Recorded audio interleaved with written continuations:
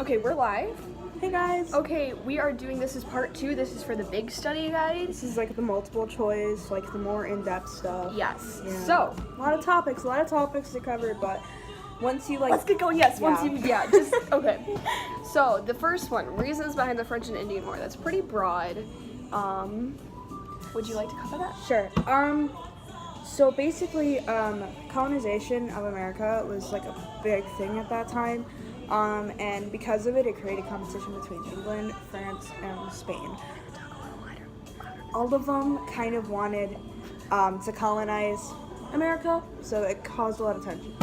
And in 1608, that's something to remember, Quebec was established by France. This is important because it was a very big area that they owned. And it was also important to remember that the French developed good relations with the natives through trade. The Ohio Valley was also valuable to the British because it prevented them from being landlocked, because at that time they really didn't have like planes or cars or anything, so they needed to have access to the ocean in order to do transatlantic trade. And finally, in 1754, this is an immediate cause. This is like really what triggered the entire war. Triggered, yeah, it was guns triggered. Washington was sent by the governor of Virginia with 150 Virginia militiamen to prevent the French from taking over the Ohio Valley. Mm-hmm. And basically he ordered his men to fire, and the French ended up retreating, and that resulted in the war. Okay, I'm just going to cover the next two. I'm just going to rapid fire through this, so this video isn't too long. Okay, so the next topic is the Albany Congress, and I'm going to talk about the immediate and the long-range purposes. First, the immediate... So the immediate cause of this, they did that because they wanted to keep the scalping knives of the Iroquois tribes loyal to the British in the spreading war. Because we wanted the Indians on our side, the British side, not our side, we were not British. The British side, so we could get rid of France. Because why do we not like France? I don't know. So, anyways, the chiefs were harangues, apparently, at length, then presented with, the chiefs were harangued at length, and then they were presented with 30 wagon loads of gifts, including guns. So basically, the British were trying to bribe the Indians to be on their side. The long-range purpose of this Congress was to achieve greater colonial unity, and thus bolster the common defense against France, because we just apparently did not like France again. Next thing is the Join or Die cartoon. I love this one. I'm getting a flag, not the flag, the big banner. You know, the big banner. Yeah, I'm getting that in the back. Yeah, I honestly love it. Oh yeah, we should have a whole filming here. Okay. Anyways, so this was by Ben Franklin. Gotta love this man. This was the most famous cartoon of the colonial era, obviously. It showed, like, it was that snake thing with the separate colonies, and it was disjointed, while Delaware and Georgia were omitted. This was the symbol of colonial freedom throughout the Revolutionary War. Yes, I'm reading off the notes because I do not want to mess this up for the viewers. We want to make sure that we give you true facts, because you don't want to mess up your studying. Yeah, and this proved Franklin, this was the main purpose of this, was to prove Franklin's point that the colonies needed to be united. So, now, good segue. Why weren't they united? Crazy. Okay, so there was two main reasons why they weren't united, and that was their religion and their identification. Yes. Now, the religion, just to speed through this, the northern colonies were not very tolerant originally of other religions. They were the North England colonies especially were Puritan based, and their religion really influenced how their government was run. The middle colonies were a lot more tolerant. They're probably the most tolerant out of all the colonies, and they had a variety of religions, including Quakers, who were a big influence in everything.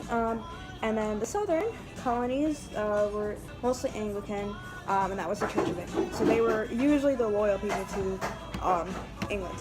Maryland, this is something interesting about the South. Maryland was originally founded by a Catholic, but eventually this man was pressured into making the area have freedom of religion. Woohoo, go ahead. And then identification. the two ones you want to remember are loyalists and patriots. The loyalists were on the side of Britain, and they were usually the more conservative religions, like Anglican. A lot of the southern people were loyalists. And then the patriots were the people on the side of American independence, and they were usually the more liberal religions, such as Puritan, Presbyterian, and Lutheran. Okay, you want to cover the 1763 proclamation? So the Proclamation of It's a short 1763 one. resulted after Pontiac's uprising. Basically what happened was the Indians under Pontiac laid siege to Detroit and destroyed British posts. The Brits were like, yeah, we can't have that happening. So they were like, alright, so we're going to keep them on the western side, and in order to do that, yeah, we gotta keep our colonists on the eastern side. So they drew a line along the Appalachians, which you'll actually see in our last video. We talked a little bit more about that and the effect that had. And the purpose was actually to affect the Indians, but unfortunately the colonists actually got offended by it because it meant that those land. Move further out. They're I mean, like, they "Bro, wanted what more you lands, doing?" like for their economy, like let us move over, and they're like, no, we can't do that. Sorry. So yeah. So, then, if you listened to the last video, we did make several references to the French and Indian War, or also known as the 7-Year War. A lot of things happened after that. So the British felt like the colonists owed them because the British defended them with the army and paid for all that. And also Britain was in great debt. So they're like, okay, what can we do to get more money? So of course they taxed the colonists. One thing they did, why are these? So, okay, if you listen to the last video, you know that all those acts were passed, and that was And taxes. taxes acts. That was all because of the war. Quartering, stamp, sugar, Revenue. Township. all those acts. You could listen to the last video. Not going to describe them. You should know that that was what happened. Those were all the policies after that. Can I do the next topic? You can. Next topic. Mercantilism. The one we can't pronounce. We also touched on this in the last video. We touched on this in the last video, but summary.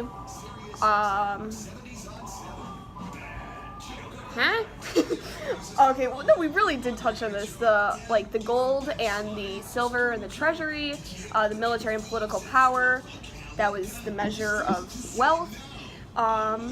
So then, that also led to the navigation laws. Nice segue into the next one. The positives and negatives of navigation laws. Yes. I can take it. Yes, you got Alright. this. Okay, so then You got this, we're girl. on top of things.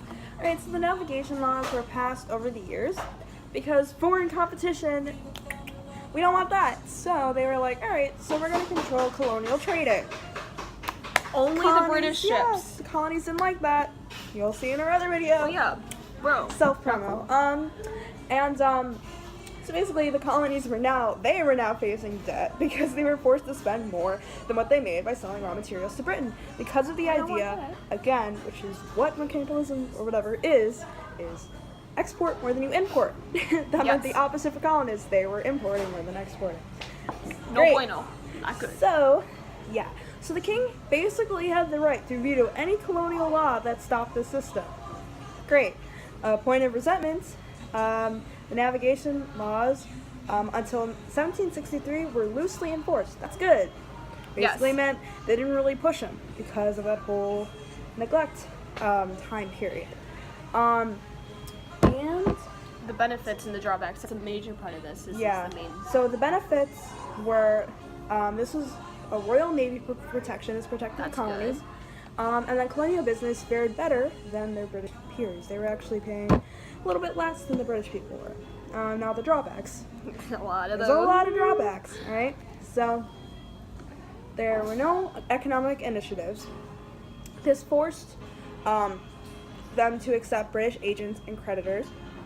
And the colonies basically felt used and taken advantage of for good reason. Obviously. The colonial argument about paying taxes was that taxes struck at liberties.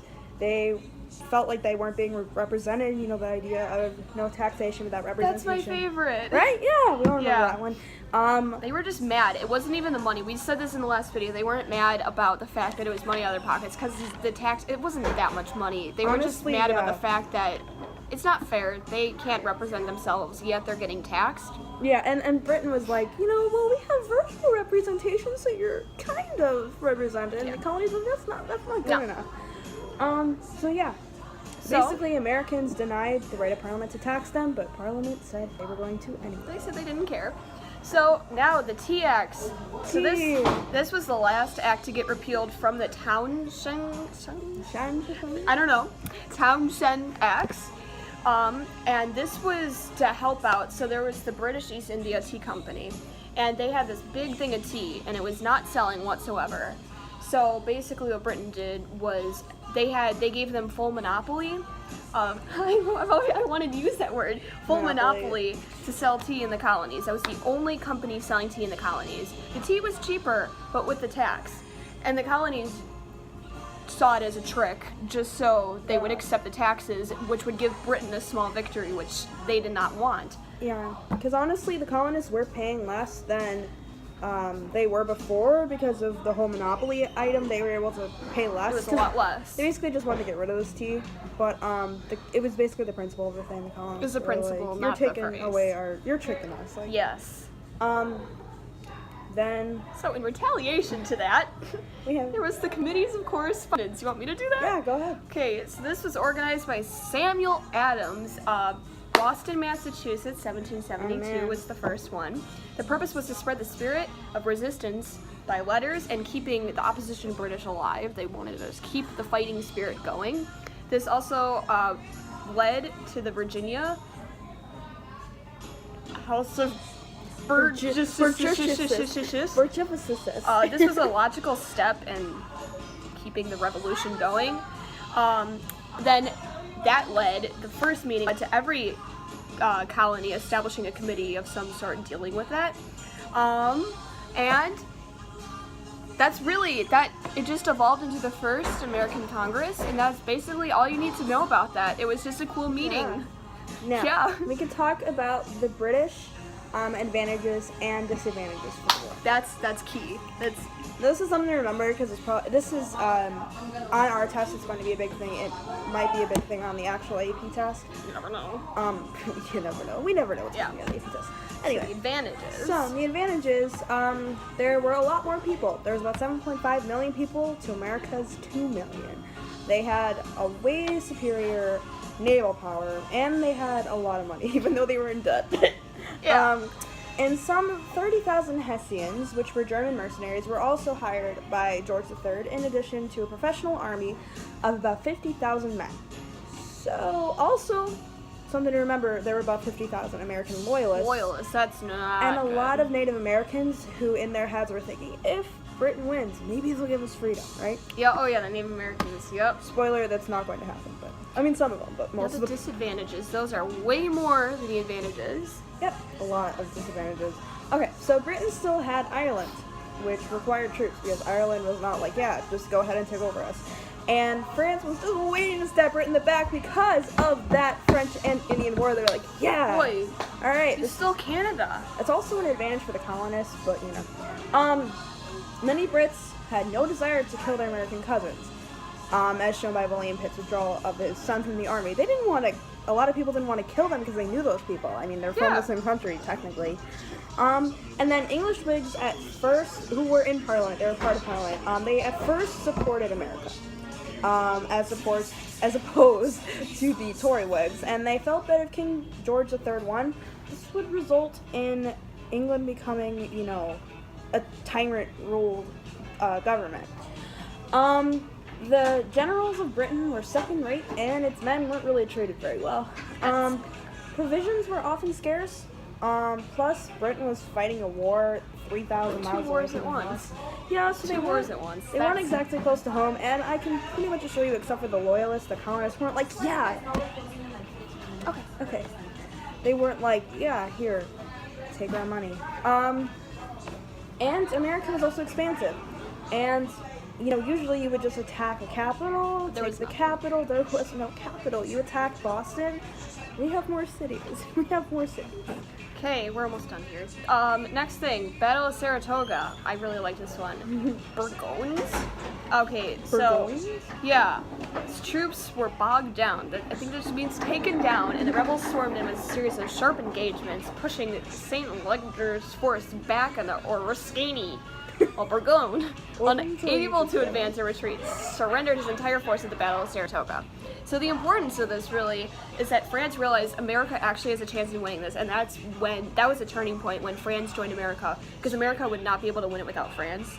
I'm speaking way too fast. And then after that, we had Spain and Holland join, and with those like powerhouse three, that's how we won. Also, after the humiliation towards the British at that battle, they offered them home rule, everything they wanted except for the independence. And What they France, wanted. France offered a treaty of alliance which did recognize the Americans as being independent. So the Americans accepted it, but with caution because they didn't know what France was going to do with that. So, Right. Second Continental Congress. All right. So the basic the basic concept of it, the Second Continental Congress, it met in Philadelphia on May 10th, 1775. In their original intention wasn't really independence. They didn't really want to break away from Britain. I mean, that was never their intention. But they really just wanted to fight Britain on the topic of we want our freedoms, we want our rights, we want to have the same rights. It's the last chance of them voicing that too. It sent another list of grievances over to Parliament saying this is what's wrong, and they specifically stated this is not an act of treason, we just want the same rights as everybody else. It also adopted measures to raise money for an army and a navy, which was very important because, like we said, England had a stronger navy. It also selected George Washington to command the army. G-Wash. At G-Wash. Okay, and then the Olive Branch petition. That was the final. It was the final chance of reconciliation with Britain. I did. Okay, so Paine's opinion of government officials. If you don't know Paine, he wrote Common Sense.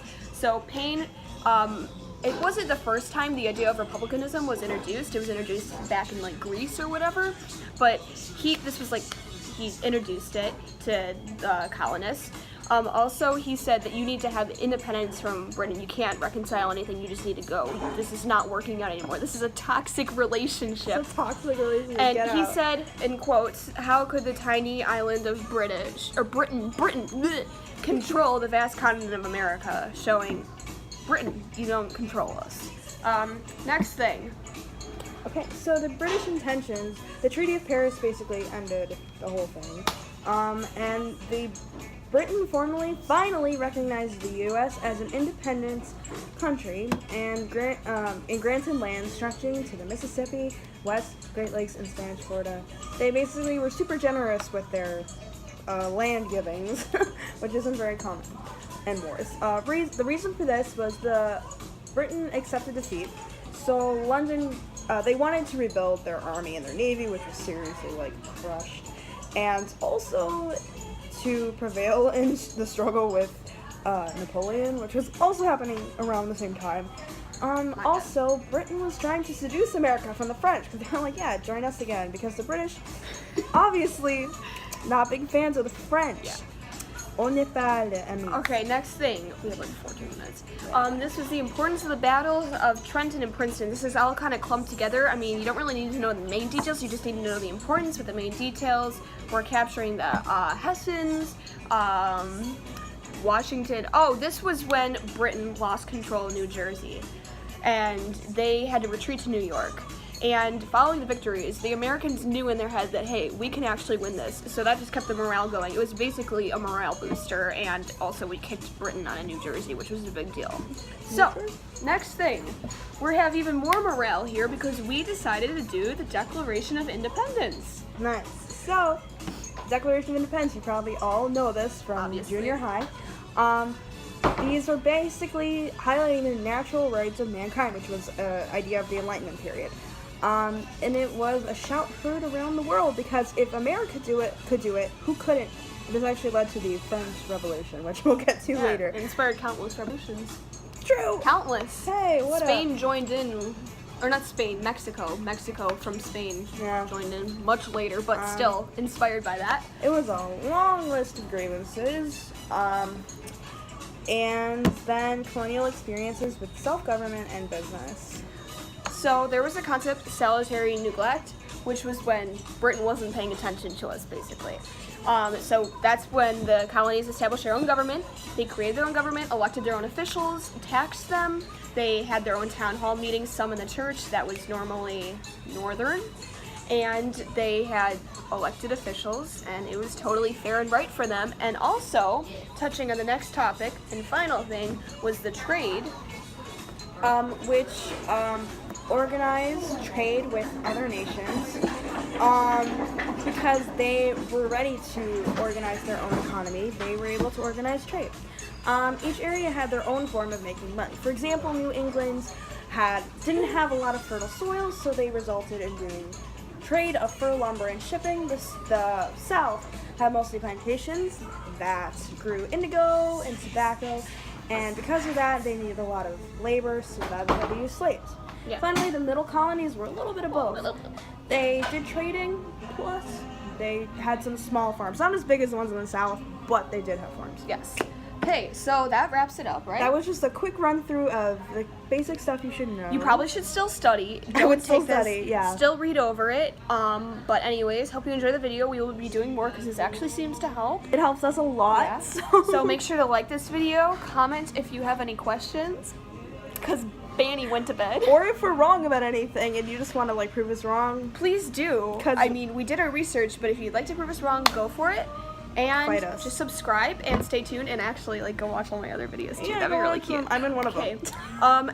Don't study too late. Have a good night, and I hope you do well. Yeah. Bye. Bye. Okay.